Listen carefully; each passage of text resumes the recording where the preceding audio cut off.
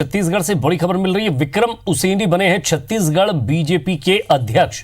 जी हां, कांकेर से सांसद है विक्रम उसेंडी और उन्हें बीजेपी का अध्यक्ष चुना गया है। 2014 में वो कांकेर निर्वाचन क्षेत्र से कांग्रेस पार्टी की फूलो देवी नेताम को हराकर 16वीं लोकसभा के लिए उन्हें चुना गया था।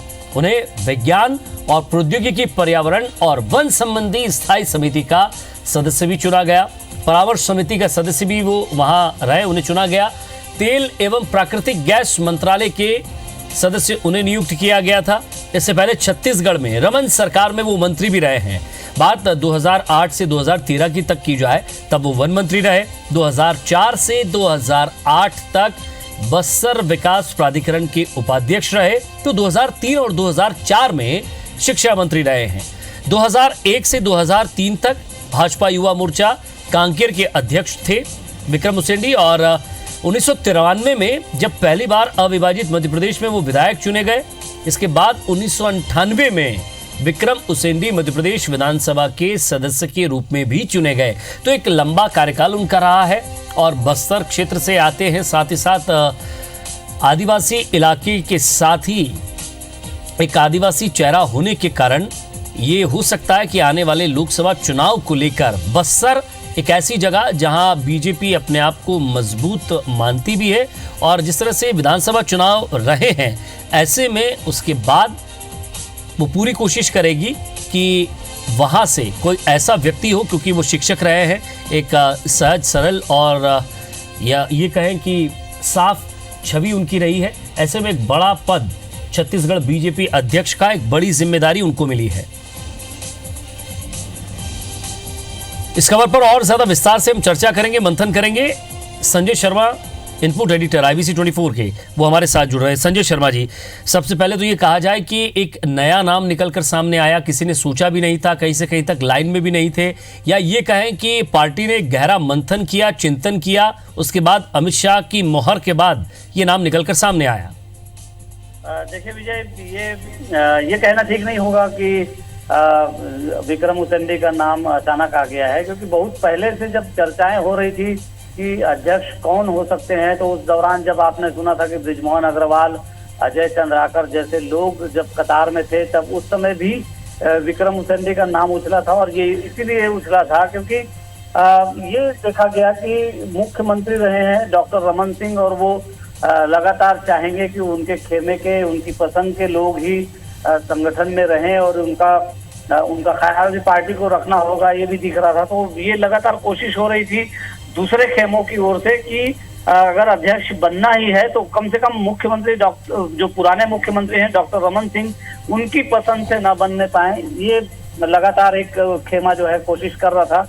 और आपने देखा कि जब नेता प्रतिपक्ष चुनने की बारी आई तब भी बृजमोहन अग्रवाल दावेदार हुआ करते थे, लेकिन उनके दावे के बावजूद जो धर्मलाल कौशिक है, जो प्रदेश अध्यक्ष का पद भी संभाल रहे थे, उन्हें नेता प्रतिपक्ष का पद दे दिया गया।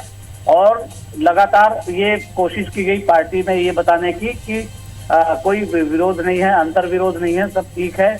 लेकिन इसके बावजूद जो जिस तरह का विरोध लगातार दिखा, खास करके नेता प्रतिपक्ष के चयन के बाद से, पार्टी देखिए, आप चाहती पार्टी तो नेता प्रतिपक्ष का चयन होने के बाद धर्मलाल कौशिक को हटाया जा सकता था, क्योंकि एक पद उनके पास था तो एक पद दूसरे को दिया जा सकता था, तुरंत ये काम किया जा सकता था। लेकिन पार्टी को लग रहा था कि शायद लोकसभा चुनाव तक किसी तरह मामला खींच जाएगा और हो जाएगा, कुछ दिक्कतें नहीं आएंगी। लेकिन धर्मलाल कौशिक को एन चुनाव से ठीक पहले, जब आचार संहिता आजकल में लगने की बात हो रही है, तब हटाया गया। तो इससे साफ पता चल रहा है कि पार्टी में कुछ ठीक नहीं हो पाया।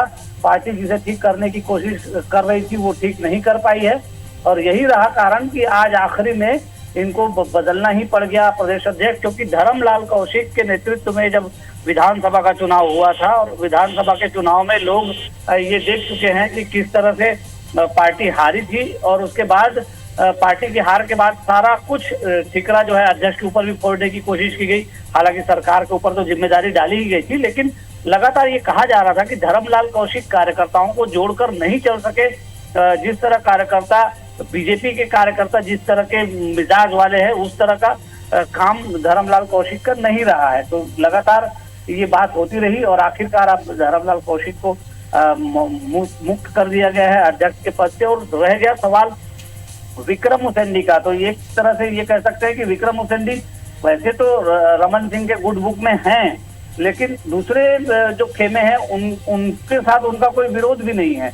तो दूसरे खेमे से भी रमन सिंह के तुलना में दूसरे खेमे में भी उतने ही वो करीब हैं विक्रम उसेंडी। तो एक तो ये निकाला गया फार्मूला कि ये दोनों पक्षों को थोड़ा स्वीकार्य चेहरा हो सकता है, तो ये चेहरा लिया जाए।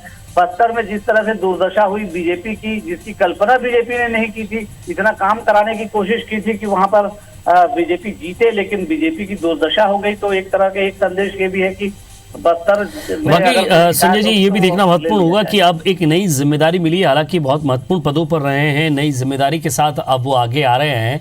तो पार्टी के अंदर अब एक तो समय कम है, लोकसभा चुनाव सर पर है, ऐसे में सवाल ये भी उठता है कि पार्टी के वो नाराज खेमों को किस तरह एक साथ लेकर चलते हैं, ये भी एक महत्वपूर्ण जिम्मेदारी उन पर होगी। बहुत बहुत शुक्रिया हमारे साथ जुड़ने के लिए और बातचीत के लिए।